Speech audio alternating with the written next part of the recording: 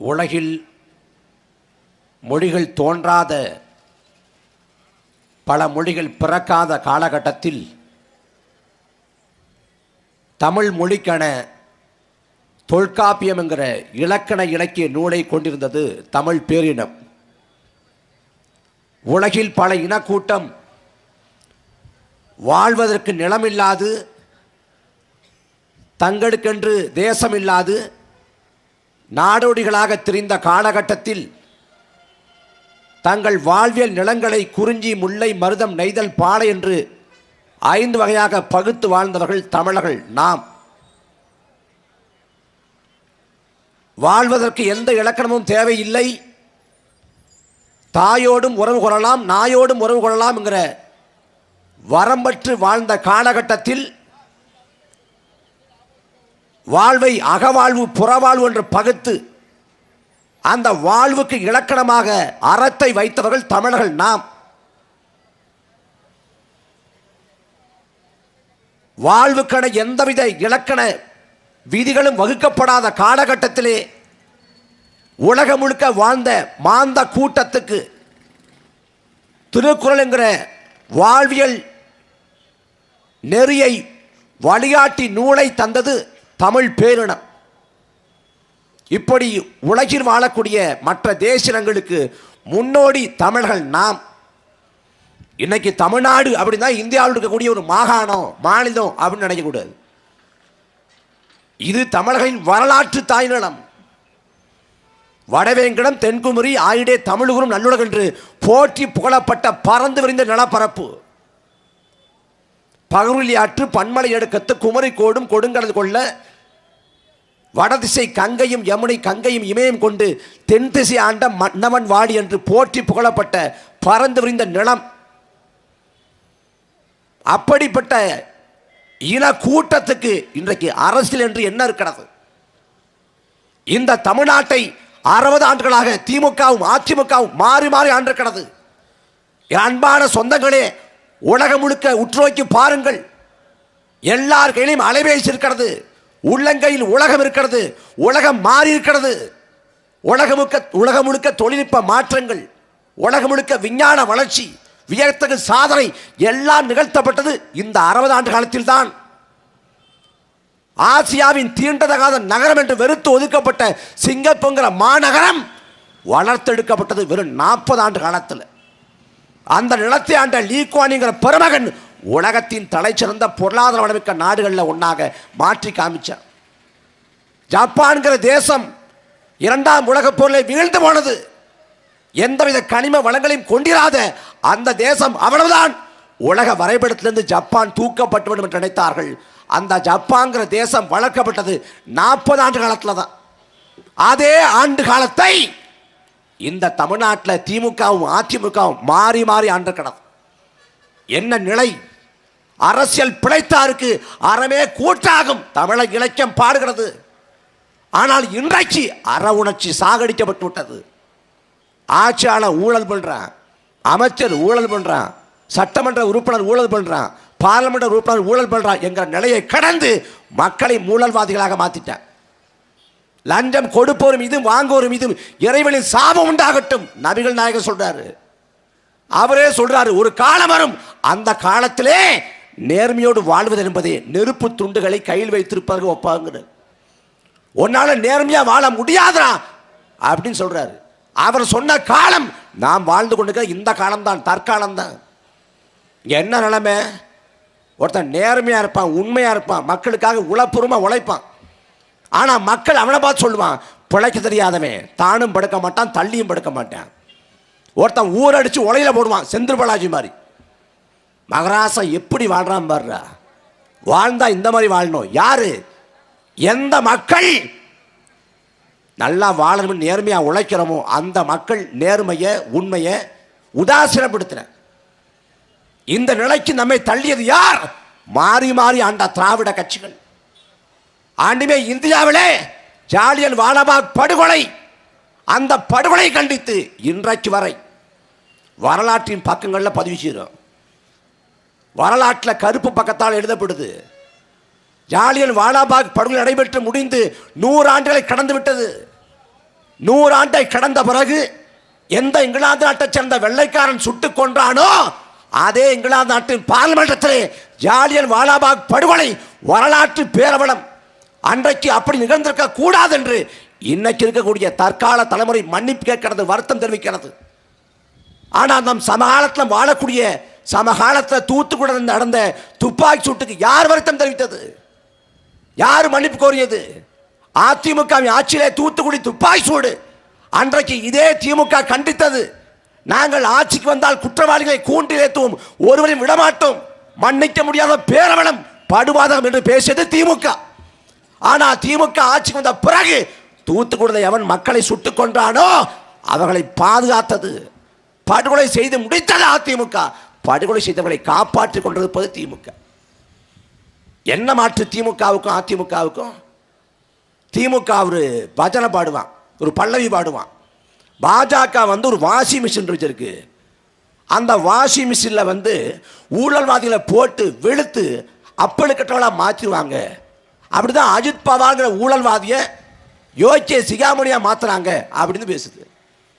சரி, பாஜக washing machine வச்சிருக்கான், உண்மைதான். நீ எந்த வாஷிங் மிஷினில் போட்டு வெளுத்து செந்தில் பாலாஜி அப்பழுக்கட்டாள மாத்திர? 2016 ஆண்டு அரவக்குறிச்சி பொது தேர்தல், தமிழ்நாடு சட்டமன்ற பொது தேர்தலில் அரவக்குறிச்சி தொகுதிக்கு தேர்தல் தள்ளி வைக்கப்படுகிறது, தஞ்சாவூர் தொகுதிக்கு தேர்தல் தள்ளி வைக்கப்படுகிறது. காரணம், வாக்கு காசு கொடுத்தார்கள் என்று குற்றம் சுமத்தப்பட்டது. அன்றைக்கு குற்றத்தை சுமத்தியது இதே திமுக தான். அதிமுக வேட்பாளர் காசை மிதமின்றி கொடுத்தார் என்று சொன்னது. அந்த அரவக்குறிச்சி வேட்பாளர் யார்? அன்னைக்கு அதிமுக வேட்பாளர் இதே செந்தில் பாலாஜி. பண மதிப்பிழப்பு செய்யப்பட்டு சில நாட்களுக்குள் கட்டுக்கட்டாக பணம் எடுக்கப்பட்டது. பணம் எடுக்கப்பட்ட வீட்டை காக்கிற போது அன்புநாத அவன் செந்தில் பாலாஜியோட பினாமி என்றார்கள். இன்னைக்கு அந்த செந்தில் பாலாஜி எப்படி அப்பழுக்கட்ட மனுஷனாக மாறினாரு? இதே குளித்தலை சட்டமன்ற பொது தேர்தல் பரப்புரையின் போது அன்னைக்கு இதே ஐயா ஸ்டாலின் என்ன பேசினாரு?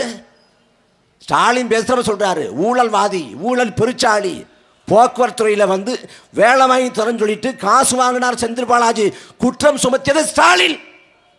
சட்டமன்றத்துக்குள்ளே கோபாலபுரம் கொள்ளை கூடாரம், கொள்ளை கூட்டம் என்று பேசியது செந்தில் பாலாஜி. அந்த செந்தில் பாலாஜி திமுகவின் முதன்மை தலைகர்த்தாவாக எப்படி மாறி போனார்? மாறி போனதுக்கு காரணம் என்ன? செந்தில் பாலாஜிக்கு என்ன கொள்கை பிடிப்பா? கோட்பாட்டு மீது பற்றா? பெரியார் மீது, அண்ணாவின் மீது, அம்பேத்கர் மீது, திராவிட கோட்பாட்டு மீது அவ்வளவு பெரிய ஆழ்ந்த புலமையா? இல்லை. கருணாநிதி குடும்பத்துக்கு, ஸ்டாலின் குடும்பத்துக்கு எவன் சரியா பணம் வசூலித்து கப்பாங்கட்டுவான்னு பார்க்குறேன். சென்னையில் ஒருத்தர் இருக்கார் சேகர் பாபுன்ட்டு. அவர் அதிமுக சட்டமன்ற உறுப்பினராக இருக்கிற போது சட்டமன்றத்துக்குள்ளே கருணாநிதி அடிக்க பயந்தார். ஆனால் திமுகவோட முதன்மையான அமைச்சர்கள் நீங்கள் சேகர் பாபு ஒரு ஆள். ஏன் அங்கே ஒரு வேலை பார்க்குறாரு. இங்கே அதே போல் செந்தில் பாலாஜி அவர் என்ன பண்ணுறாரு? மது போத்தலுக்கு, எல்லா மது போத்தலுக்கும் ஒரு போத்தலுக்கு 10 ரூபா கூட வாங்கி அந்த பணத்தை திமுகவோட நலனுக்கு அந்த குடும்பத்துக்கு கப்பம் கட்டுறார். அந்த செந்தில் பாலாஜி அப்பழு கட்டவர். அந்த செந்தில் பாலாஜி சிறைப்படுத்தப்பட்ட போது மானங்கட்டு போய் கோட்பாடு சொல்லி கொள்கையை பேசிய கம்யூனிஸ்ட் இயக்கங்கள் உட்பட எல்லாம் போராட்டம் நடத்தியது. 15 மாதம் சிறையில் இருந்துட்டு வெளில வந்தார் செந்தில் பாலாஜி. வந்த உடனே ஐயா ஸ்டாலின் சொன்னார், தியாகி செந்தில் பாலாஜி. செந்தில் பாலாஜி தியாகி என்றால் இந்த நிலத்திலே நாட்டின் விடுதலைக்காக செக்கெழுத்த எங்கள் பாட்டன் வஉசிக்கு பேர் என்னடா? என்ன பேரு? வெள்ளைக்காரன் அடித்து மண்டையை பிளந்த போது கூட உயிரை விட்டானே ஒளிய தான் வைத்திருந்த கொடியை விடாது சத்தானே திருப்பூர் குமரன். அவனுக்கு பேர் என்ன? அவனுக்கு பேர் என்ன? செந்தில் பாலாஜி தியாகி என்றால் திருப்பூர் குமரனுக்கு பேர் என்ன? இந்த நிலத்தில் மொழிக்காக தாளமுத்துவும் நடராசனும் கீழப்பொழு சின்னசாமியும் விருகம்பாக்கம் அரணானந்தனும் உயிரை ஈந்தார்களே, களத்திலே செத்து விழுந்தார்களே, அவர்களுக்கு பேர் என்ன? ஈழத்தில் மக்கள் கொண்டொழிக்கப்பட்ட வேளையில் அந்த படுகொலையை தடுத்தெடுத்த வேண்டும் என்பதற்காக இதே சென்னையில் முத்துக்குமார் தொடங்கி லண்டனில் முருதாசன், கடலூர் தமிழ்வேந்தன், புதுக்கோட்டை பாலசுந்தரம், பள்ளைப்பட்டி ரவி, சிறுகாழி ரவிச்சந்திரன் என்று உலகம் முழுக்க 18க்கும் மேற்பட்ட தமிழர்கள் செத்து விழுந்தார்களே. செந்தில் பாலாஜி தியாகி என்றால் அந்த உயிரை கொடுத்த உத்தமர்களுக்கு பேர் என்ன? வெக்கம் இல்லாமல் கூச்சம் இல்லாமல் செந்தில் பாலாஜி தியாகி. என்ன தியாகம் பண்ணிட்டாரு? லஞ்சம் வாங்கிட்டு உலகத்திலே திரும்ப கொடுத்தவர் செந்தில் பாலாஜி. மிகப்பெரிய தியாகம் இல்லையா? செந்தில் பாலாஜி வசமாக மாட்டிக்கொண்டார். அவரால் தப்பிக்க முடியாது. ஏனென்றால் லஞ்சத்தை வாங்கிவிட்டு அவர் திரும்ப கொடுத்து விட்டதால் அப்பழுக்கற்று அது சாட்சியாக மாறியது. அதனால் என்ன பண்ணிட்டான்? இப்ப செந்தில் பாலாஜி இந்த வழக்கில் திமுக அரசு 1000 பேருக்கு மேல சாட்சிகளாக சேர்த்திருக்கிறது. இந்த 1000 பேரையும் விசாரிச்சு முடிச்சு வழக்கோட இறுதி தீர்ப்பு வர்றதுக்குள்ள செந்தில் பாலாஜியின் பேரன் பிறந்து விடுவார். செந்தில் பாலாஜியின் பேர். ஏன்னா இந்த நூற்றாண்டில் வழக்கு முடிய போறதில்லை. அப்ப செந்தில் பாலாஜியை காப்பாற்றுவதற்கு இந்த கேடுகட்ட திமுக அரசு எந்த எல்லைக்கு போகுது? இதே செந்தில் பாலாஜி அதிமுக இருக்கிற போது கேசி பழனிசாமி மணல் கொள்ளை அடிக்கிறார். அதை ஏற்க முடியாது, மணக்கொள்ளைக்காக போராட்டம் செய்வோம் சொன்னது செந்தில் பாலாஜி. ஆனா இன்னைக்கு திமுக ஆட்சியில் மணக்கொள்ளை இல்லையா? இதே அமராவதி ஆத்திர மணக்கொள்ளை அடிக்கப்படுதா இல்லையா? என்ன நிலைமை? அடிமை இந்தியாவில் நம் பாட்டன் பாரதி வாண்ண காவிரி தென்பண்ணை பாலாறு தமிழ் கண்டதொரு வையை புறநதி என மேவியாறு பால ஓட திருமணி செலுத்த தமிழ்நாடுன்னா அடிமை இந்தியாவில் பிறந்து அடிமை இந்தியாவில் செத்து போனவன் பாரதி. அவன் அடிமை இந்தியாவில் ஆறுகள் தமிழ்நாட்டை செழிக்க வைத்தது. தமிழ்நாடு முழுக்க குறுக்கு நெடுக்குமாக ஆறுகள் ஓடி செழிக்க வைத்தது. ஆனா சுதந்திர இந்தியாவில் அத்தனை ஆறுகளும் செத்து போனது. காவிரியிலே தண்ணி கட்டு 30 ஆண்டுக்கு மேல போராட்டம். மத்தியிலே காங்கிரஸ் ஆண்டாலும் சரி, பாஜக ஆண்டாலும் சரி, தமிழ்நாட்டை திமுக ஆண்டாலும் சரி, அதிமுக ஆண்டாலும் சரி, காவிரியில தண்ணி வராது. காவிரியில தண்ணி கட்டு போராடினால் கர்நாடகாவில் வாழக்கூடிய தமிழ்னா துரத்தோடி அடிப்பான். 91 பங்கரப்பாங்கிற கர்நாடக முதலமைச்சர் ஆட்சியிலே காவிரி நடுவமன்றத்தோட இடைக்கால தீர்ப்பு 205 டிஎம்சியை தமிழ்நாட்டுக்கு தர வேண்டும் என்று சொன்னபோது அந்த 205 டிஎம்சி தண்ணியை தமிழ்நாட்டுக்கு கொடுங்கள் என்று தமிழ்நாட்டில் போராட்டம் நடத்திய போது கர்நாடகாவில் வாழ்ந்த தமிழரை துரத்தி அடித்தான். தமிழர் உடைமைகளை சேதப்படுத்தினான். அந்த நிலத்தை வாழ விடாது நூற்றுக்கணக்கான பேரை கொண்டொழிச்சான். தமிழ் பெண்களை பாலியல் கொடுமைக்கு உள்ளாக்கினான். அதற்கு பிறகு மூட்டை முடிச்சை எடுத்துக்கொண்டு அள்ளிக்கொண்டு தமிழ்நாட்டுக்கு அகதிகளாக கர்நாடகாவில் வாழ்ந்த தமிழர்கள் இடம்பெயர்ந்தார்கள். 2016 இதே தமிழ்நாட்டை சேர்ந்த கேபி என்கிற தனியார் பேருந்துகளை 50 பேருந்துகளை தெருவில் விட்டு கொடுத்தான். காவிரியில் தண்ணி கட்ட வராது என்ன வாங்கி தரணுங்கிற நோக்கம் திமுகவுக்கோ அதிமுகவுக்கோ ஒரு நாளும் இல்லை. காவிரியிலே தண்ணி வந்தால் மண்ணை கொள்ளையடிக்க முடியாது. காவிரியிலே தண்ணி வந்தால் விவசாய நிலத்தை விட்டு வெளியேற மாட்டான். அதனால் அத்தனையார்களையும் மனக்கொள்ள. என் அன்பு மக்களே, கேரளாவில் 44 ஆற்றுப்படுகை இருக்கு. ஒரு ஆற்றுப்படுகை 2 ஆற்றுப்படுகை இல்லை, 44 ஆற்றுப்படுகை. ஆனால் அங்கே மண் அள்ளே முடியாது. கேரளாவை அந்த மாநிலத்தை ஆளக்கூடிய ஆட்சியாளம் பாதுகாக்கிறாங்க. உமன் சாண்டி ஆண்டாலும் சரி, பினராயி விஜயன் ஆண்டாலும் சரி, கேரளாவை கடவுளின் தேசம் என்று வர்ணிக்கிறான். அவன் நிலத்தையும் வளத்தையும் பாதுகாத்துக் கொண்டிருக்கான். ஆனா தமிழ்நாட்டு நிலைமை என்ன? அத்தனை ஆறுகளையும் மனக்கொள்ள. காவிரியில் தண்ணி வரல, ஒரு பக்கம் போராட்டம். அதே சமயம் காவிரி ஆற்றின் துணையாறு அமராவதி, காவிரி ஆற்றின் துணையாறு பவானி, காவிரி ஆற்றின் துணையாறு நொய்யல், இந்த ஆறுகள் செத்து கொண்டிருக்கிறது. அன்பான மக்களே, மனிதன் விஷத்தை அடைந்தால் வாழ முடியாது, நுரை தள்ளுவது போல ஆறு நுரை தள்ளி கொண்டிருக்கிறது. நொய்யல் ஆறு செத்து போனது. அமராவதி ஆறு அழிவு விளிம்பில் இருக்கிறது. என்ன செய்ய போறோம்? திரும்ப திமுக வாக்கு செலுத்த போறோமா? திரும்ப அதிமுக வாக்கு செலுத்த போறோமா? திமுக ஆட்சியில் சட்ட ஒழுங்கு சரியில்லை, அதிமுக போராட்டம் செய்யும். அதிமுக ஆட்சியிலே சட்ட ஒழுங்கு சரியில்லை, திமுக போராட்டம் செய்யும். ஆனால் என்றைக்காவது திமுக ஆட்சியிலே மனக்கொள்ளை இருக்கிறது என்று அதிமுக போராடி நீங்கள் பார்த்ததுண்டா? அதிமுக ஆட்சியிலே மனக்கொள்ளை இருக்கிறது என்று திமுக போராடி நீங்கள் பார்த்ததுண்டா? திமுக அதிமுக 2 பேரும் கட்சிகள்ல எந்த கட்சி ஆண்டாலும் சரி இந்த மண் வளத்தை சூறையாடுவான், கொள்ளையடிப்பான். 2000 ஆண்டுகளை பின்னோக்கி போய் பாருங்க. வரலாற்றில் தமிழ்நாட்டை எண்ணற்ற மன்னர்கள் ஆண்டார்கள். அந்நிய மன்னர்கள் படையெடுப்பை நிகழ்த்தினார்கள். தமிழ்நாட்டின் மீது போர் புரிந்தார்கள், சண்டையிட்டார்கள். உயிர் பலி கொடுக்கப்பட்டது, வாதாபி எரிக்கப்பட்டது, உறையூர் எரிக்கப்பட்டது, கோயில்கள் நொறுக்கப்பட்டது, புத்த மடங்கள் தகர்க்கப்பட்டது, தேவாலயம் இடிக்கப்பட்டது. இத்தனை ஆண்டு காலத்தில் எந்த ஒரு மன்னனும் எத்தனை வன்முறை செஞ்சிட்ட போதிலும், எத்தனை போர் புரிந்திட்ட போதிலும், ஒரு ஆத்துல மண்ணை கொள்ளையடித்து அவன் கோட்டை கட்டல, ஒரு மலையை தகர்த்து அவன் அரண்மனை கட்டல.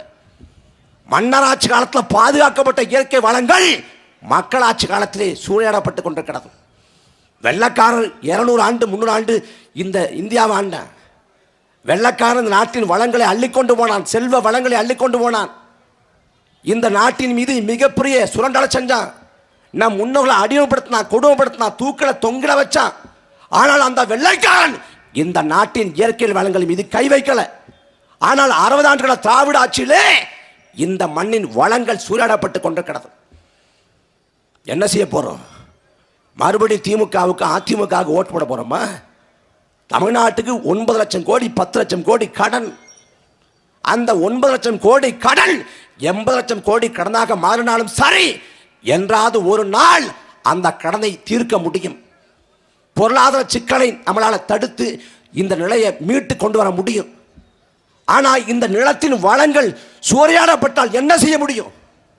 என்ன செய்ய முடியும்? மலைகளை தகர்த்துட்டான். மலைகள் என்பது மலைகள் இல்லை. ஒரு கோயிலின் ராஜகோபுரம் கூட தகர்க்கப்படலாம். ஆனால் நீர்கோபுரம் சொல்லப்படக்கூடிய இந்த மலைகள் ஒரு நாள் தகர்க்கப்படக்கூடாது. ஆனால் தகர்த்து முடிச்சுட்டேன். ஆனால் ஆளக்கூடிய ஆட்சியாளருக்கு இதை பற்றி எந்த கவலையும் இல்லை. இங்கே மணற்கொள்ளைக்கு எதிராக, வளக்கொள்ளைக்கு எதிராக, நீர்கொள்ளைக்கு எதிராக எவன் போராடுறானோ அவன் களத்திலே பலியிடப்படுவான். புதுக்கோட்டையை சேர்ந்த சமூக செயல்பாட்டாளர் ஜகபர் அலி, அவர் இந்த கனிமூல கொள்ளைக்கு போராட்டம் செய்கிறார். போராட்டம் செய்துவிட்டு ஒரு தேதியை குறித்து, இந்த தேதியில் நான் மிகப்பெரிய அளவில் மக்களை திரட்டி ஆர்ப்பாட்டம் செய்ய போறேன் அப்படின்னு அறிவிக்கிறார். மாவட்ட ஆட்சியர்கிட்ட மனு கொடுத்துக்கிறாரு. எந்த தேதியில் மாவட்ட ஆட்சியர்கிட்ட மனு கொடுத்தாரோ அந்த தேதியில் லாரியை ஒரு முறைக்கு பல முறை அவரை ஏற்றி நச்சு கொண்டான். எங்க பிழைச்சுவாரோ தப்பிச்சுவாரோன்னு பிழைக்கவே கூடாது என்று கொண்டான். தூத்துக்குடியில் நேர்மையான கிராம நிர்வாக அலுவலர் லூடுது மணக்கொள்ளையை தடுத்தார். மணக்கொள்ளைக்கு எதிராக களத்தில் நின்றார். அவர் அலுவலகத்துக்குள்ளே புகுந்து அவரை வெட்டி சாச்சான். அதே போல இந்த வழக்கொள்ளைக்கு எதிராக எவன் நின்னாலும் அச்சுறுத்தப்படுவான். திமுக அதிமுக 2 கட்சியில் எந்த கட்சி வந்தாலும் எந்த மாற்றம் அடைய போறதில்லை. இதே செந்தில் பாலாஜி தான் சொன்னார். இங்க இருந்துக்கிட்டு திமுக ஆட்சிக்கு வந்தோடனே 10 மணிக்கு ஆட்சிக்கு வந்தா 10:10க்கு மண் அள்ளுங்க, யார் கேட்க போறான்னு. அன்பு மக்களே, மண் தானே மணல் தானே என்று நினைக்கலாம். 1 கியூபிக் மீட்டர் அளவுக்கு மண்ணை எடுத்தால் 3 கியூபிக் மீட்டர் அளவுக்கு நிலத்தடி நீர் மட்டம் கீழே போகும். ஆற்றிலே மண்ணை எடுத்தால் 6 நீரை சேமிக்கிற தன்மையை இழந்துவிடும். தொடர்ச்சியாக மண் எடுக்கிற போது 6 செத்து போகும். 6 ஒண்ணுமில்லாத வளங்களை இழந்து போகும். அந்த நிலைக்கு இந்த 2 திராவிட கட்சிகளும் தமிழ்நாட்டை தள்ளி கொண்டிருக்கிறது. இதில் மறுபடியும் திமுக ஓட்டு போடணும், மறுபடியும் அதிமுக ஓட்டு போடணும். 2021 இதே திமுக என்ன சொல்லுச்சு? அதிமுகவோட கொடுமையான ஆட்சிக்கு மாற்றான ஆட்சியை தருவோம், நாங்கள் வந்தால் விடியலாட்சியை தருவோம், நாங்கள் வந்தால் நீர்த்தரவு ரத்து செய்வோம், நாங்கள் வந்தால் பழைய ஓய்வூதிய திட்டத்தை அமல்படுத்துவோம், நாங்கள் வந்தால் இந்த லஞ்ச ஊழலை ஒழிப்போம், நாங்கள் வந்தால் நிர்வாக சீர்கேட்டை போக்குவோம், நாங்கள் வந்தால் அந்த ஊழல்வாதிகளை சிறைப்படுத்தும், எல்லாவற்றையும் சொன்னது இதே திமுக. இந்த 4.25 ஆண்டுகால ஆட்சியில் அதிமுகவுக்கு மாற்றாக திமுக என்ன செய்திருக்கிறது? அதிமுகவின் ஆட்சியில் என்னவெல்லாம் நடந்ததோ அதுவெல்லாம் திமுகவின் ஆட்சியிலே சத்தமில்லாது நடந்து கொண்டிருக்கிறது. அதிமுகவின் ஆட்சியிலே மதுபான கடையை மூடக்கோரி போராட்டம் நடத்தணும். தமிழ்நாடு முழுக்க பெண்கள் போராட்டம், திமுகவும் சேர்ந்து போராட்டம் நடத்தியது. இந்தியாவில் இளமதி விலை கொண்ட மாநிலம் தமிழ்நாடு. ஆகவே மதுபான கடையை மூட வேண்டும். தமிழ்நாடு முழுக்க போராட்டம் நடத்தியது அம்மையார் கனிமொழி. ஆனால் இன்னைக்கு கிழமை என்ன? இன்னைக்கு திமுக மதுபான கடையை மூடல. இதே திமுக 2021 தேர்தல் வாக்குறுதி கொடுத்தது, நாங்கள் ஆட்சிக்கு வந்தால் படிப்படியாக மதுவிலக்கை அமல்படுத்துவோம். மாவட்டந்தோறும் சுகாதாரத்துறை அமைச்சகம் சார்பாக குடியால் பாதிக்கப்பட்டவங்களை மீட்பதற்கு மீட்பு நிலையங்கள் அமைப்போம் சொன்னது திமுக. ஆனால் ஒன்றும் செய்யல. இப்போ ஐயா ஸ்டாலின் என்ன சொல்றாங்க? போதையின் பாதையில் போகாது. சரி, போதையின் பாதையில் போகலை, காட்டுக்குள்ளே போயிடலாமா? எங்கிட்டு போகிறது? சரி, பாதையில் போதை வச்சா பரதேசியவன். இந்த சாலையில் போனால் ஒன்று மதுபான கடை இங்கே இருக்குது, இல்லை அந்த பக்கம் இருக்குது. இங்கே வந்து ஊர்களில் விளையாட்டு திடல் இல்லாத ஊர் இருக்கு, விளையாட்டு திடல் இல்லாத ஊர் இருக்கு, நூலகம் இல்லாத ஊர் இருக்கு, மைதானம் இல்லாத ஊர் இருக்கு, உடற்பயிற்சி கூடம் இல்லாத ஊர் இருக்கு. ஆனால் மதுபான கடை இல்லாத ஒரு ஊர் இருக்கா? தமிழ்நாட்டில் 1 கோடி குடும்பங்கள் மதுவால் பாதிக்கப்பட்டிருக்கிறது. மது என்பது ஒரு பழக்க வழக்கம் இல்ல, நோய். மதுவால பாதிக்கப்பட்ட கூடி நோயாளிங்கிறார் அண்ணல் காந்தியடிகள். மதுபான கடையை மூட சொல்லி போராட்டம் நடத்திய காலம் போய் இன்னைக்கு தமிழ்நாடு முழுக்க கஞ்சா விநியோகம், கஞ்சா அபின் போன்ற போதைப் பொருட்களின் புழக்கம் கடைக்கோடி வரைக்கும் போயிடுச்சு. தலைநகர் சென்னை தொடங்கி கடைக்கோடி கிராமம் வரை மிதமிஞ்சிய போதைப் பொருட்களின் புழக்கம். அதிமுக ஆட்சி காலத்தில் சட்டமன்றத்துக்கு குட்காவோடு போனார் ஐயா ஸ்டாலின். அப்ப சபாநாயகர் கேட்டாரு, இந்த சட்டமன்றத்துக்குள்ள இந்த பொருட்கள் அனுமதி இல்லை, எதுக்காக குட்கா எடுத்துட்டு வந்தீங்கன்னு சொன்னார். கேட்டவன் அவர் சொல்றாரு, போதைப் பொருட்கள் எளிதாக தமிழ்நாட்டில் புழக்கம் இருக்குது, அதில் வந்து இந்த குட்காவெல்லாம் எளிதாக கிடைக்குது, அதை எடுத்து காட்டவே எடுத்து கொண்டு வந்தேன்னு. அன்னைக்கு குட்காவோட போனாரே, இன்னைக்கு தமிழ்நாட்டு சட்டமன்றத்துக்குள்ள கஞ்சாவோட போகலாமா? 20 ஆண்டு காலமாக கள்ளச்சாராய மரணங்கள் இல்லை. ஆனால் திமுக ஆட்சிக்கு வந்த பிறகு இந்த 5 ஆண்டுகள் ஆட்சியில் 100க்கும் மேற்பட்டவன் கள்ளச்சாராயம் குடிச்சு செத்து போனான். மரக்காணம், செங்கல்பட்டு போன்ற பகுதியில் கள்ளச்சாராய மரணங்கள் 20க்கும் மேற்பட்டவன் செத்து போனான். நாங்கள் இருப்புக்கரம் கொண்டு ஒடுக்குவோம், ஒருத்தரையும் சும்மா விட மாட்டோம் வாக்குறுதி கொடுத்தது ஸ்டாலின். ஆனால் அடுத்த ஆண்டு கள்ளக்குறிச்சியில் 69 பேர் செத்து போனான்.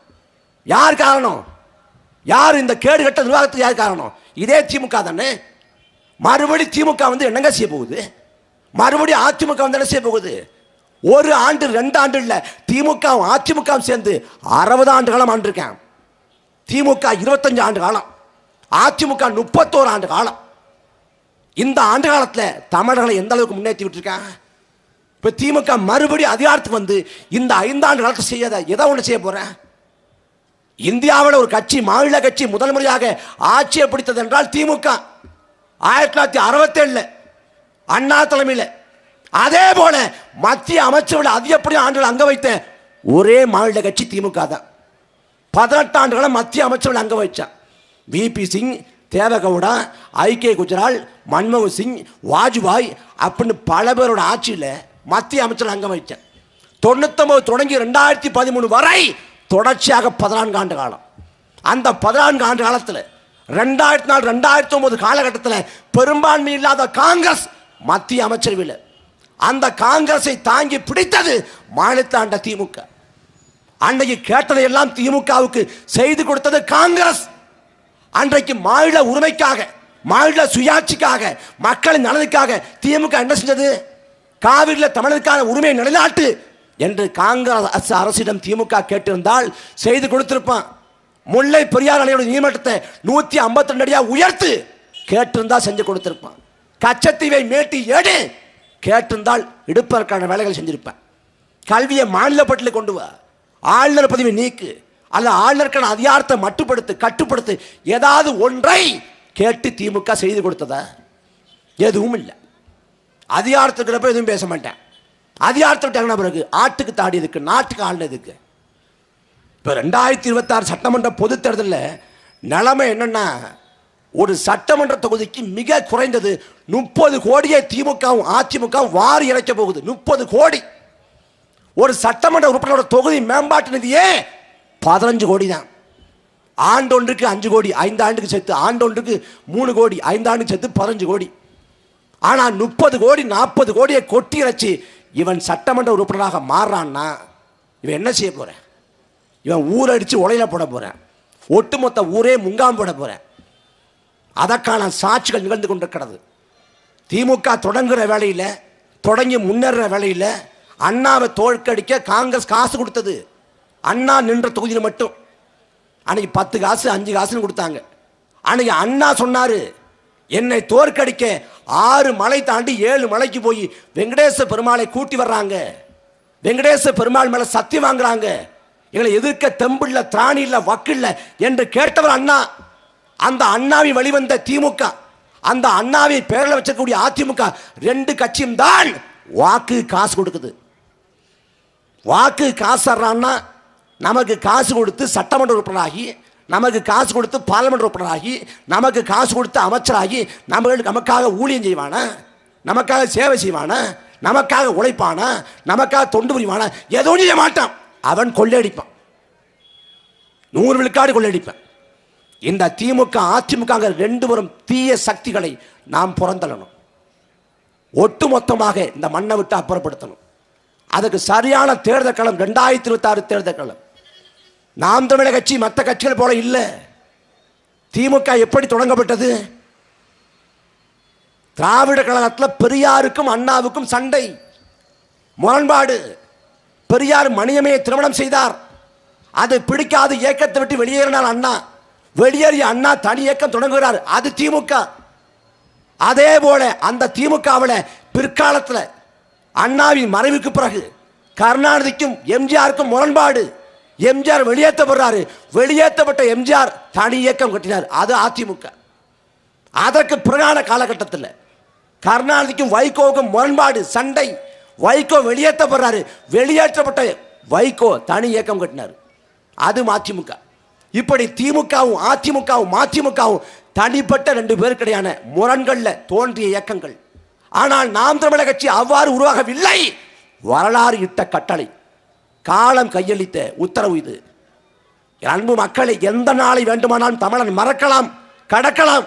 தமிழன் மறக்கக்கூடாத ஒரு நாள் இருக்கிறது, 2009 மே 18. அந்த நாளில் தான் லட்சக்கணக்கான தமிழர்களை கொன்று முடித்துவிட்டு, அவ்வளவுதான் தமிழர்களை வீழ்த்தி விட்டோம், அவ்வளவுதான் தமிழர்களை தோற்கடித்து விட்டோம், அவ்வளவுதான் உங்கள் புலிக்கொடியை இறக்கி விட்டோம், உங்கள் தேச கனவை சிதைத்து விட்டோம், உங்கள் தலைவன் பிரபாகரனை கொண்டளித்து விட்டோம் என்று சொல்லி மண்ணை முத்தமிட்டு ராஜபக்ச சிரித்த நாள் மே 18. கொழும்பு வீதிகளிலே சிங்கள ஓநாய்கள் ஆனந்த கூத்தாடிய நாள் மே 18. உலகம் முழுக்க வாழ்ந்த தமிழர்கள் கூனை குறுகி போய் ஐயோ எல்லாம் போச்சே என்று கதறிய நாள் மே 18. தலைவர் உடலை போன்ற உடலை பார்த்து கண்ணீர் வடித்து ஒப்பார் வைத்து எல்லாம் போச்சே என்ன செய்வது, வாழ்வதா தற்கொலை செய்து சாவதான்னு தெரியாது மனம் புழுங்கினால் மே 18.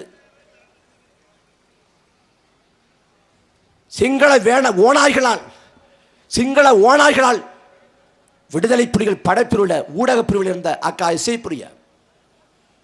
இசைப்பிரியாவை பாலியல் கொடுமை பண்றான். கூட்டு பாலியல் கொடுமை. சிங்கள ராணுவம் கூட்டு பாலியல் கொடுமை செஞ்சதில்லை. அக்கா இசைப்பிரியால் செத்து போனாள். அவள் இறந்த பிறகும் இறந்த தமிழச்சின் பிணத்தை புணர்ந்து சிரித்தான் சிங்களன். அவள் இறந்து விட்டாள், வன்கொடுமை செய்யப்பட்டு. அவள் வன்கொடுமை செய்யப்பட்டு இறந்து விட்டாள் என்பது தெரியக்கூடாது என்பதற்காக பிறப்பிற்குள்ளே துப்பாக்கி செலுத்தி வெடிக்க வைத்த கொடூரத்தை நிகழ்த்தியது அதே 18 காலகட்டத்தில். தலைவர் பிரபாகரின் இளைய மகன் பாலச்சந்திரனை கை கட்டுகிற தூரத்தில் வைத்து சுட்டு கொன்று அவனை கொண்டொழித்ததும் அதே மே 18 தான். எந்த மே 18 எல்லாம் முடிந்து விட்டது என்று உலகம் கணக்கிட்டதோ, எக்காலமிட்டு சிரித்ததோ, அதே மே 18 அதே புலிக்கொடி ஏந்தி, அதே தலைவனை நெஞ்சில் சுமந்து, அதே லட்சிய தாகத்தை ஏந்தி 2010 நாம் தமிழர் கட்சி பிறந்தது. 15 ஆண்டுகள பயணம். துளி கூட சமரசம் இல்லை, துளி கூட தடம்புரல் இல்லை.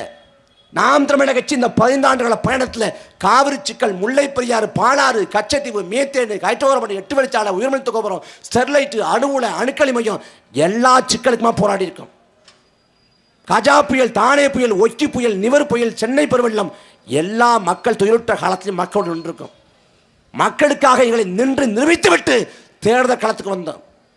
2010 தொடங்கப்பட்ட நாம் தமிழர் கட்சி 2016 முதல் முறையாக போட்டி போட்டது. 1.1 விழுக்காடு வாக்கு, 1 விழுக்காடு வாக்கு. அவ்வளவுதான் நாம் தமிழர் கட்சி முடிந்து போனது.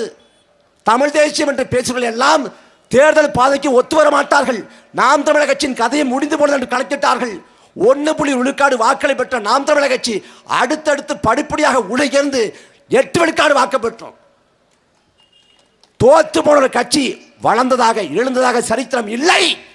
ஆனால் 4 தேர்தலில் வெற்றியை ஈட்டாவிட்டாலும் கூட 1.1 8 விழுக்காடு அளவுக்கு நாங்கள் உயர்ந்திருக்கோம்னா கொள்கை, கோட்பாடு, உறுதிப்பாடு, மக்களுக்கான சமரசமற்ற பயணம்.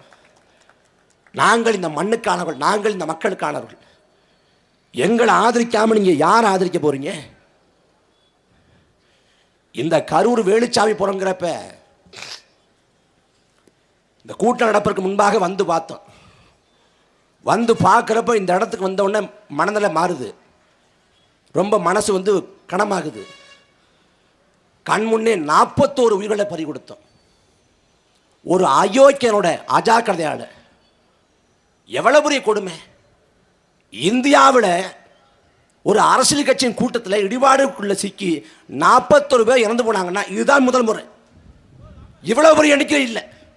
ஆனால் அந்த மரணத்துக்கு குறைந்தபட்சமாக நான் பொறுப்பேற்கிறேன், நான் வருந்துறேன், அந்த மக்கள்கிட்ட மன்னிப்பு கேட்கிறேன் என்று பேசாது ஒருத்தனால திமிராக பேச முடியும்னா எப்படி சகிச்சுக்கிறது? கரூர்ல பரப்புரைக்கு விஜய் நேரத்துக்கு வந்திருந்தா விளம்பரி உயிரிழப்பு ஏற்பட்டிருக்குமா? காலையில் 8:45 காலையில் 8:45 நாமக்கல்ல பரப்புரை இது அறிவிக்கப்படுது. ஆனால் 8:45 இங்கே இருக்கார் விஜய். அவர் பனையூர்லேருந்து சாவகாசமாக கிளம்புறாரு. 12 மணிக்கு கரூரில் பரப்புரை அறிவிக்கப்படுது. ஆனால் கரூருக்கு எத்தனை மணிக்கு வந்தார்? 7 மணிக்கு வந்தார். 7 மணி நேரம் 6 மணி நேரம் காலத்தாமதம் ஏன் செஞ்சார்? ஒருவேளை கரூரில் படப்பிடிப்பு, நாமக்கல்ல படப்பிடிப்பு, 7 மணிக்கு படப்பிடிப்பு. என்ன பண்ணியிருப்பேன்? 6 மணிக்கு மேக்கப் போட்டு உட்காந்துருப்பேன். 6 மணிக்கு போய் அந்த இடத்துக்கு வரைஞ்சிருப்பேன். ஆனால் பரப்புரையினோட ஏன் இவ்வளவு காலதாமதம்? காரணம், உன்கிட்ட கொள்கை இல்லை, உன்கிட்ட கோட்பாடு இல்லை, உனக்கு வந்து மக்கள் நலன் இல்லை. உன்னை பார்க்க கூட்டம் வருது, அந்த கூட்டத்தை காட்டி எனக்கு தான் மாசு இருக்கு, எனக்கு தான் செல்வாக்கு இருக்கு, எனக்கு தான் மக்கள் ஆதரவு இருக்கு அப்படின்னு காட்டணும். அதுக்கு என்ன பண்ற? சனிக்கிழமை கூட்டம் நடத்துற, சனிக்கிழமை ஜவுளி வர்த்தகம் அது தொழில் நடக்குது. இங்கே வார சம்பளம் வாங்கிட்டு எல்லாரும் 7 மணிக்கு தான் கடைத்தெருவுக்கு வருவாங்க. அப்போ அந்த கூட்டத்தை எதிர்நோக்கி திட்டமிட்டு நாமக்கல்லேருந்து இங்கே எவ்வளோ கிலோமீட்டர்? கரூருக்கு 32 கிலோமீட்டர், 42 கிலோமீட்டர் தான். மிஞ்சி போனால் 1 மணி நேரம், 1.5 மணி நேரத்தில் வந்துக்கலாம். ஆனால் வராமல் 4 மணி நேரம் 5 மணி நேரம் காலதாமதம் செஞ்சு நாமக்கல்ல பரப்புரைக்கு வந்தவனை அப்படியே வண்டியோடு சேர்த்து கூட்டு வந்து இங்கே வர்றப்ப காவல்துறை சொல்லுதுங்க. காவல்துறை சொல்லுது அங்கே போனால் இடிபாடுக்குள்ள சிக்கல் நேரிடலாம், அங்கே நிறுத்துக்கணும். நான் நிறுத்த மாட்டேன்னு திட்டமிட்டு கொண்டு வந்து 41 பேர் செத்து போகிறேன். உங்கள் கண் முன்னே ஆம்புலன்ஸில் செத்து விழுந்து ஏற்றி கொண்டு போகிறாங்க. ஆம்புலன்ஸ் வருதே, என்னப்பா ஆச்சு, ஏதோ ஆச்சுப்பா அப்படின்னு கூட்டத்தை நிறுத்தாம கடைசி வரைக்கும் அந்த கூட்டத்தை நடத்தி 41 பேர் செத்து போனப்ப ஓடிகாலி பையன் மேல் ஓடி போகிறேன். வர்றதுக்கு 7 மணி நேரம் ஆகுது, 8 மணி நேரம் ஆகுது. ஆனால் திருச்சிக்கு 2 மணி நேரத்தில் எப்படி போனேன்? உன்னை பார்க்க வந்து செத்து போனான். குறைந்தபட்ச குற்றம் உணர்ச்சிருந்தா கரூரில் வந்து செத்து போனவங்க உடம்புக்கு மாலை போட்டு கண்ணீர் விட்டானது ஒப்பாரி வச்சுக்கணும். ஆனால் கடைசி வரை கரூருக்கு வராம நீ வந்து மகாபலிபுரத்தில் ரெசார்ட்டை புக் பண்ணி ரெசார்ட்டுக்கு வாங்க நான் காலில் விழுந்து காதலி மன்னிப்பு கேட்குறேன்னா திமிர்த்தனம் தானே. 20 லட்சம் பணம், செத்து போனவங்க தலா வீட்டுக்கு வந்து தலா 20 லட்சம் பணம் கொடுத்துட்டா செத்து போன உயிர் வந்துருமா? என்ன திமிரு? செப்டம்பர் 27 இந்த மரணம் நடக்குது. அன்னைக்கு நான் வந்து வேதாரண்யம் பக்கம் ஒரு பொதுக்கூட்டத்தில் இருக்கிறேன். பொதுக்கூட்டம் முடிஞ்ச உடனே அலைபேசி எடுத்து பார்க்குறேன். இந்த மாதிரி விஜய் பரப்புரில் 10 பேர் இறந்து போயிட்டாங்களா அப்படின்னு செய்தி வருது. அலைபேசியை பார்க்குற மாத்திரத்தில் கண்ணில் தண்ணியாக ஊற்றுது. அடுத்த நாள் கோயம்புத்தூரில் பொதுக்கூட்டம் அப்படிங்கிறதுனால பேருந்து பதிவு பண்ணி இந்த கரூர் வழியை தான் போகணும். அதனால் கோயம்புத்தூருக்கு போகாமல் கரூரில் இறங்கினப்ப அங்கே போய் நிற்கிறப்ப அண்ணன் நன்மாரன் உள்ளிட்ட நாம் தமிழர் உறவுகள் 2 மணிக்கு 3 மணிக்கு இருந்தாங்க. 2 மணிக்கு 3 மணிக்கு இருந்தப்ப அங்கே அந்த உறவுகளோடு இன்னும் கடைசியில் அந்த பிணவரைக்கு எதுக்க வரிசை உடம்புகள் அடுக்கி வைக்கப்பட்டுச்சு. உடம்பு அடுக்கி வைக்கப்பட்டவன் மாலை வாங்கிட்டு மாலை போடலாம் அப்படின்னு அண்ணன் நன்மாரனோடு போகிறப்ப அண்ணன் நன்மாரன் வந்து முதல்ல மாலை போடுறாங்க. எனக்கு மாலை கொடுத்து போட சொல்கிறாங்க. மாலை போடலான்னு கிட்ட நெருங்குறப்ப மாலை போட முடியாமல் என்னடா இது ஒன்றுமோ உடம்பு மாதிரி தெரியுது என்னடான்னு பார்க்குறப்ப ஒரு குழந்தை, அது குழந்தை உடம்புன்னு தெரிஞ்ச மாத்திரத்தில் உடம்பு நடுங்கி அழுதுகிட்டு நல்லா மோட முடியலை, மாலை போடலன்னு அழுதுட்டு வந்தேன். எனக்கு வலிக்குதுடா, யாரோ செத்து போனேன்னு நினைக்கிறேன், எனக்கு வலிக்குதுடா. ஆனால் உன்னை பார்க்க வந்து செத்து போயிட்டான், உனக்கு எப்படா குற்ற உணர்ச்சி நம்ம ஓடி போனேன்? எப்படா ஓடி போக முடிஞ்சிச்சு? எப்படா பனையூரில் போய் பரதேசி படுக்க முடிச்சோனால எப்படா முடிஞ்சிச்சு? படத்துல குழந்தை இறந்து போனா துடிக்கிறீடா, படத்துல பரதேசி. ஆனா உண்மையில 8 குழந்தை இறந்து போச்சுடா. இதே இடத்துல மரக்கிளையிலேருந்து ஏறின விழுந்து கூட்டாச்சு சரிஞ்சு துரு விஷ்ணு குழந்தை இறந்து போச்சு. அந்த குழந்தையை கூட்டி கொண்டு போன அந்த குழந்தையோட அத்தை இன்றைக்கு வரைக்கும் குற்ற உணர்ச்சியிலிருந்து நம்மளால உயிர் போச்சுன்னு குற்ற உணர்ச்சியை மீள முடியாம தவிக்கிறான். அந்த குழந்தையோட தாய் வாய் பேச முடியாத காது காணாத தாய், தன் குழந்தை இறந்து போச்சேன்னு வாயை திறந்து அழ முடியல, கதற முடியல. கண் பார்வையற்ற ஒரு மாற்றுத்திறனாளி தாய், சக்கரை வியாதியில் கண் பார்வை போச்சு. அந்த தாயோட மகன், அம்மா நான் வேலைக்கு போய் சம்பாதிச்சு உன் கண் பார்வையை மீட்டு கொண்டு வந்துடுறேன் அப்படின்னு நம்பிக்கையோட்டு வளர்க்குறேன். அந்த மகன் இறந்து போயிட்டான்.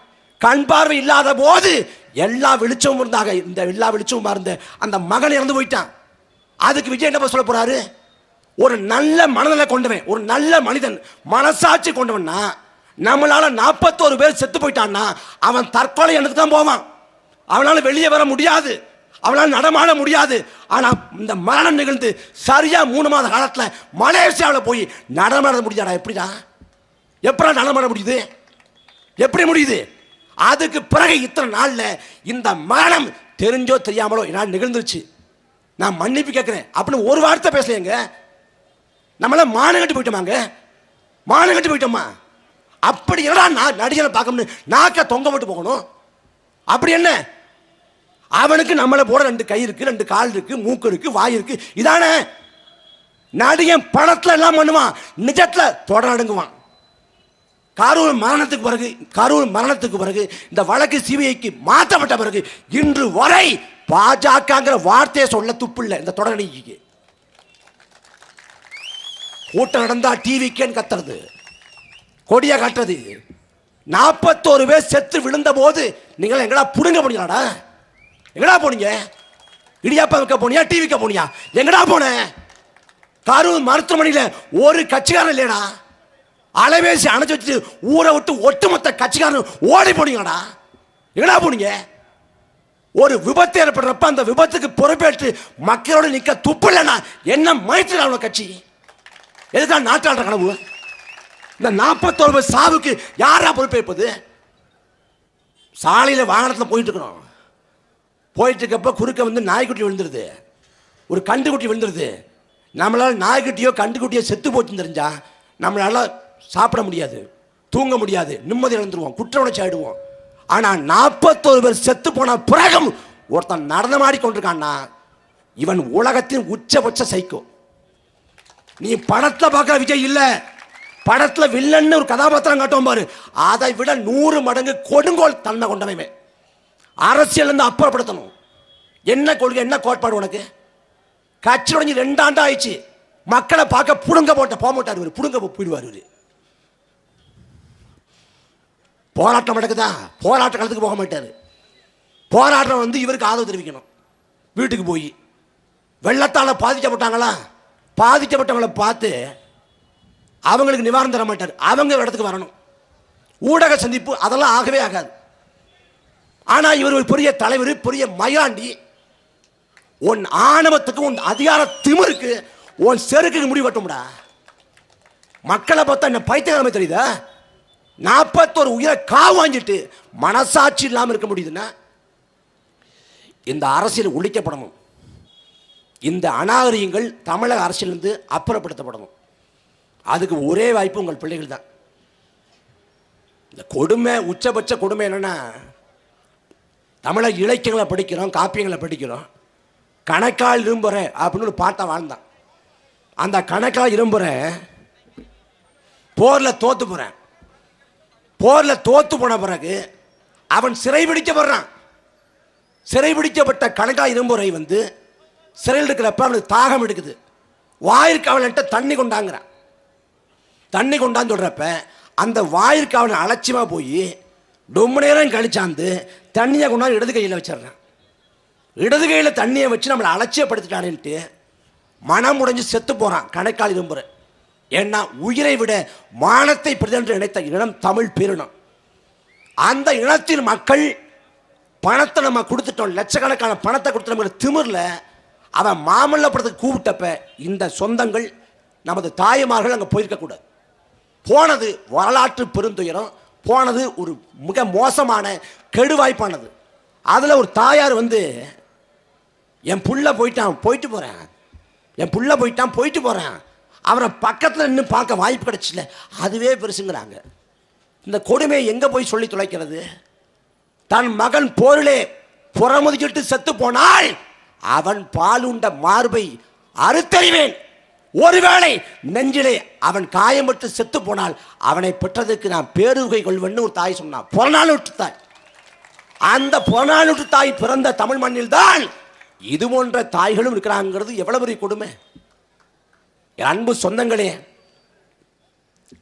ஆட்டுக்கார அலமையிலும் ஒரு படம் வந்துச்சு. அந்த படம் வந்தப்ப படத்தில் முதன்மையான பாத்திரத்தில் நடிச்சது ஒரு ஆடு. அந்த ஆட்டை வந்து வீதியாக கூட்டு போகிறாங்க படத்தோட ப்ரமோஷனுக்கு. அப்போ பார்க்க வந்து இன்னைக்கு விஜய் பார்க்க கூட்டம் வந்தது போல ஆட்டை பார்க்க கூட்டம் வருது. அப்போ பார்த்த ஆட்டை பார்க்க கூட்டம் வர்றப்ப கவிக்கும் அப்துல் ரஹ்மான் வந்து ஒரு கவிதை எழுதுறாரு. ஆடு நன்றாக கம்பீரமாகத்தான் இருக்கிறது, மக்கள் தான் மக்களாக மாறி போனாங்கன்னு. அந்த நிலை இன்னைக்கும் மாறலை. மாறணும்னா நாம் விழிப்புணர்வு கொள்ளணும். 41 பேர் செத்து விழுந்த இடத்துல சொல்கிறோம். இந்த அரசியல் அநாகரிகங்கள், சமூக குப்பைகள் முற்றுமுழுதாக துடை தெரியப்படணும். இவன் அதிகாரத்துக்கு வந்தால் திமுக அதிமுக விட மிக மோசமான நிலைக்கு தமிழ்நாட்டை கொண்டு போயிடுவான். திமுக அதிமுக வர்றப்ப நல்லா வந்தான், திமுக வர்றப்ப நல்லா வந்தான் அதிமுக. ஆனால் வந்த பிறகு கெட்டு சீரழிஞ்சு நாசமாக போனேன். ஆனால் இவன் நாசமாக போய் கெட்டு சீரழிஞ்சு தான் வர்றேன். திமுக அதிமுக வந்து வந்த பிறகு உயிர்களை காவு வாங்கினான்.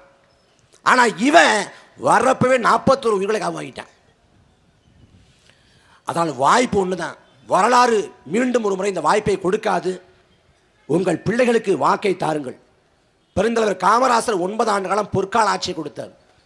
காமராசர் ஆட்சி குறித்து கவியரசு கண்ணதாசன் காலத்தின் கடைசி கருணையினர், காலம் ஒரு முறை கடைசியாக கருணையிட்டிருக்கிறார். அதே போல வரலாற்றின் கடைசி வாய்ப்பு நாம் தமிழர் கட்சி. அதை உணர்ந்து உங்கள் பிள்ளைகளுக்கு விவசாய சின்னத்தை வரக்கூடிய 2026 சட்டமன்ற பொதுத் தேர்தலில் வாக்கு செலுத்துங்க. இந்த சட்டமன்ற தொகுதியோட வேட்பாளராக எங்கள் பெருமதிப்புக்குரிய ஐயா கருப்பையா அவர்கள் நிறுத்தப்பட்டிருக்கிறார். ஐயா கருப்பையா அவர்கள் வந்து இதே தொகுதியில் போட்டி போட்டாங்க, மக்கள் வெற்றி பெற வைக்கல. ஆனால் கரூரில் இந்த மரணம் நிகழ்ந்துருச்சு, 41 பேர் செத்து போயிட்டாங்கிறப்ப உடனடியாக ஓடோடி போய் களத்தில் நின்னார். மக்கள் பிரச்சனையா, மக்கள் துயரமா, மக்கள் துன்பமா, களத்தில் போய் மக்களுக்காக நிற்கக்கூடிய ஒரு பெருமகன் ஐயா கருப்பையா நினைச்சிருந்தா அவர் மருத்துவமனையில் உட்கார்ந்துருந்தா ஆயிரக்கணக்கால் லட்சக்கணக்காக சம்பாதித்து ஒரு செல்வ செழிப்போடு ஒரு வாழ்க்கையை வாழ முடியும். ஆனால் இந்த மண்ணுக்காக மக்களுக்காக அர்ப்பணித்து கொண்டு இந்த மண்ணும் மக்களும் நலம் பெற வேண்டும், மக்கள் நலவாழ்வு வாழ வேண்டும் என்பதற்காக களத்திருக்கிறார். அப்படிப்பட்ட பெருமகளுக்கு விவசாய சின்னத்தை வாக்களித்தாருங்கள். நாங்கள் இறுதிவரை உறுதியாக இந்த மண்ணுக்காக மக்களுக்காக ஒழிச்சாவும். நன்றி, வணக்கம்.